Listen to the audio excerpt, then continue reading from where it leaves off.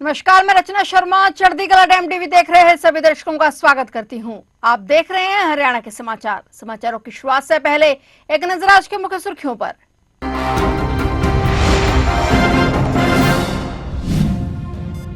चंडीगढ़ में योग प्रोटोकॉल प्रशिक्षण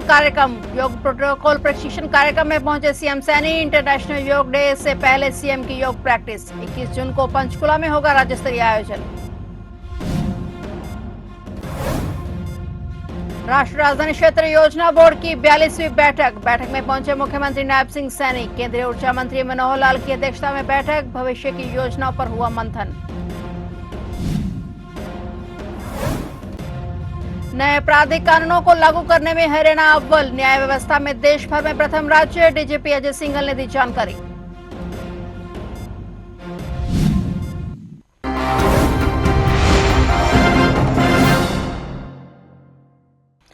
और अब समाचार विस्तार से।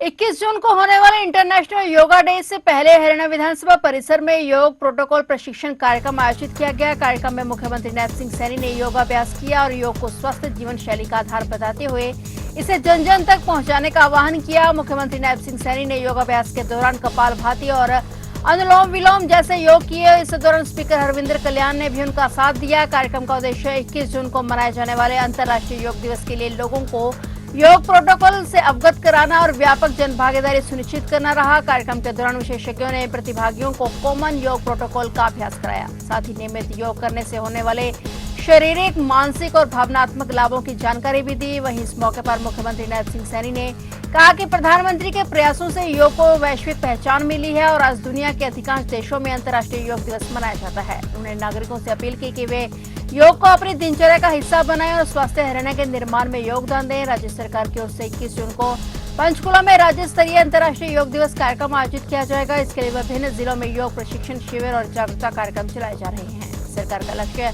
अधिक से अधिक लोगों को योग से जोड़ना और स्वास्थ्य के प्रति जागरूक बनाना है। आदरणीय नरेंद्र मोदी जी, योग का प्रस्ताव जब दुनिया के सामने रखा तो दुनिया ने भारत की इस पहल को खुले दिल से साथियों इसका स्वागत किया। हमें खुशी भी है, गर्व भी है कि हमारी ये प्राचीन पद्धति जो गीता में भी जिसका जिक्र है, भगवान श्री कृष्ण ने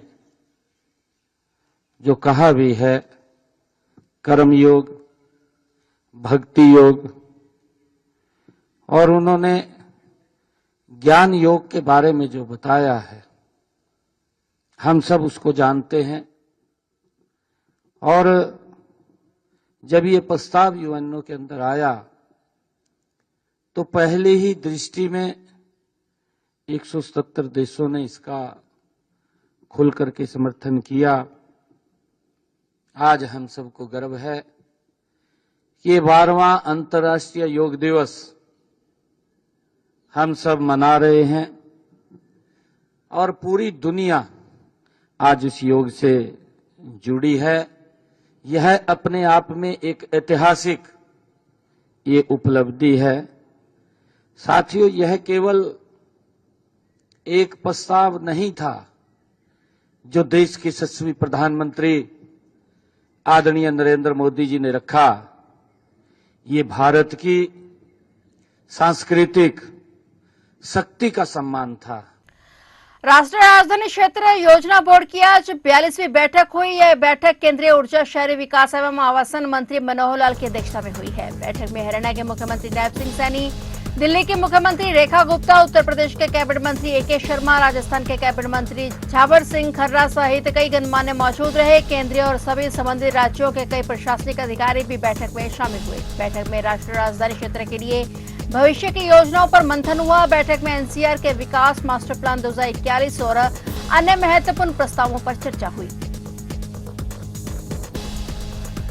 हरियाणा में न्यायिक और पुलिस प्रक्रियाओं के डिजिटलीकरण को बड़ी सफलता मिली है। अब सभी न्यायालय कोर्ट इन्फॉर्मेशन सिस्टम के माध्यम से इलेक्ट्रॉनिक समन जारी कर रहे हैं, जिससे कागज रहित न्याय व्यवस्था को बढ़ावा मिला है। पुलिस और न्यायालय प्रणालियों के एकीकरण से नए आपराधिक कानूनों के तहत ई चार्जशीट की स्वीकार्यता 90% से अधिक हो गई है। मुख्य सचिव अनुराग रस्तोगी की अध्यक्षता में हुई राज्य स्तरीय बैठक में डीजीपी अजय सिंघल ने बताया कि हरियाणा 7 जून 2026 से राष्ट्रीय नए आपराधिक कानून डैशबोर्ड पर प्रथम स्थान पर है। केंद्र ने ICJSR 2.0 को मजबूत करने के लिए 34 करोड़ रुपए मंजूर किए हैं। उन्होंने कहा कि हरियाणा पुलिस नागरिक केंद्रित सेवाओं के क्षेत्र में भी बेहतरीन प्रदर्शन कर रही है। हरियाणा पुलिस राज्य के सर्वश्रेष्ठ सार्वजनिक सेवा प्रदाता विभागों में शामिल हो गई है।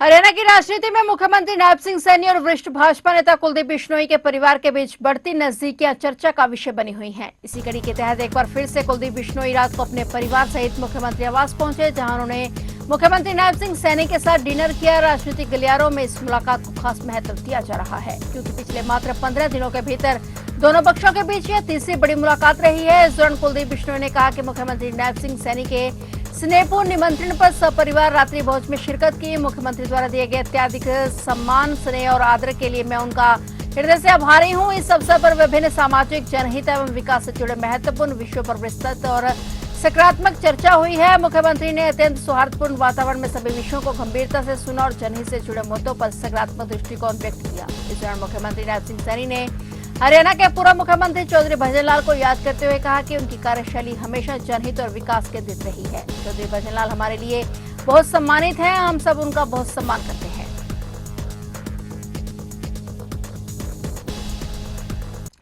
उद्योगों के अनुरूप कुशल मानव शक्ति के विकास की दिशा में हरियाणा एक बड़ी पहल करने जा रहा है। प्रदेश की ITI में जल्द ही चीनी मिलों से संबंधित विशेष पाठ्यक्रम शुरू करने की तैयारी है। इसके लिए मुख्य सचिव अनुराग रस्तोगी ने युवा सशक्तिकरण और उद्यमिता विभाग के प्रधान सचिव की अध्यक्षता में एक समिति गठित करने के निर्देश दिए हैं। यह कमेटी पाठ्यक्रमों के संचालन की रूपरेखा को अंतिम रूप देकर 14 दिनों के भीतर अपनी रिपोर्ट प्रस्तुत करेगी। उन्होंने कहा कि पाठ्यक्रमों का स्वरूप उद्योग की आवश्यकताओं के अनुरूप होना चाहिए, ताकि युवाओं को बेहतर रोजगार के अवसर मिल सके और चीनी मिलों को प्रशिक्षित एवं कुशल मानव संसाधन उपलब्ध हो सके।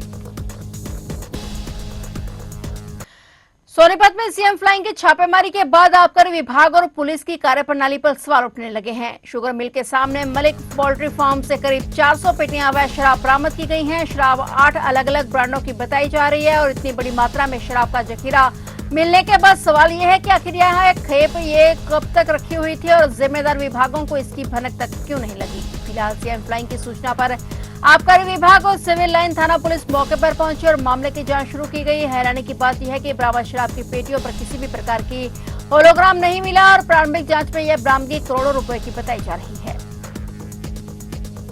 अंबाला के जलबेड़ा रोड पर आज मंगलवार सुबह एक भीषण सड़क हादसा हो गया। यहां तेज रफ्तार कैंटर ने बाइक सवार 3 युवकों को पीछे से जोरदार टक्कर मार दी। हादसे में तीनों की टांगों और सिर पर गंभीर चोटें आई हैं। घायलों की हालत नाजुक बताई जा रही है और तीनों युवक चचेरे भाई बताए जा रहे हैं। मिली जानकारी के मुताबिक घायलों की पहचान रतनगढ़ निवासी हर्ष, आर्यन और मनप्रीत के रूप में हुई है। इसमें आर्यन और मनप्रीत सगे भाई हैं और तीनों युवक एक बाइक पर सवार होकर जा रहे थे और इसी दौरान पीछे से तेज गति से आए कैंटर चालक ने उनकी बाइक को जोरदार टक्कर मार दी। टक्कर इतनी भयानक थी कि बाइक कैंटर के नीचे आ गई और तीनों युवक सड़क पर गिर पड़े। हादसे के दौरान कैंटर उनके पैरों के ऊपर से गुजर गया, जिससे उनकी टांगों की हड्डियां पूरी तरह से फ्रैक्चर हो गई। गंभीर रूप से घायल युवकों को PGI चंडीगढ़ सेक्टर 32 रेफर कर दिया गया है। हादसे के बाद आरोपी चालक मौके से कैंटर को छोड़कर फरार हो गया। सूचना मिलने पर पुलिस मौके पर पहुंची और जांच शुरू की गई। पुलिस ने कैंटर को कब्जे में लेकर चालक की तलाश शुरू कर दी है।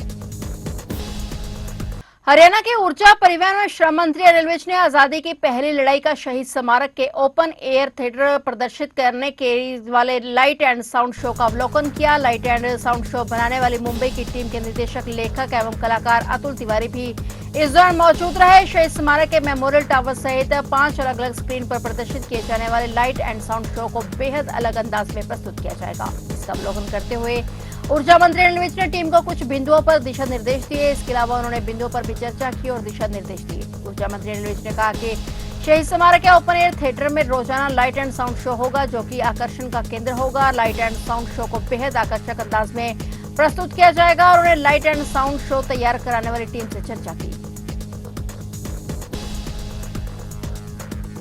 भारतीय जनता पार्टी की प्रदेश अध्यक्ष डॉक्टर अर्चना गुप्ता ने कलायत विधानसभा क्षेत्र का दौरा किया। इस दौरान उन्होंने एक वीर फार्म हाउस परिसर में भाजपा कार्यकर्ताओं के साथ एक महत्वपूर्ण बैठक की। बैठक का मुख्य उद्देश्य संगठन की मजबूती को परखना और आगामी गतिविधियों के लिए कार्यकर्ताओं में नए जोश का संचार करना रहा। इस कार्यकर्ताओं को दिए गए दस्तक और मजबूती के टिप्स बैठक को संबोधित करते हुए डॉक्टर अर्चना गुप्ता ने कहा कि भाजपा की असली ताकत उनके जमीनी कार्यकर्ता हैं। उन्होंने कार्यकर्ताओं को बूथ स्तर पर जाकर जनता के बीच दस्तक देने और सरकार की जन कल्याणकारी नीतियों को घर घर तक पहुंचाने के निर्देश दिए।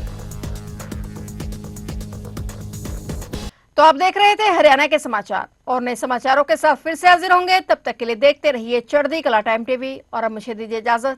धन्यवाद।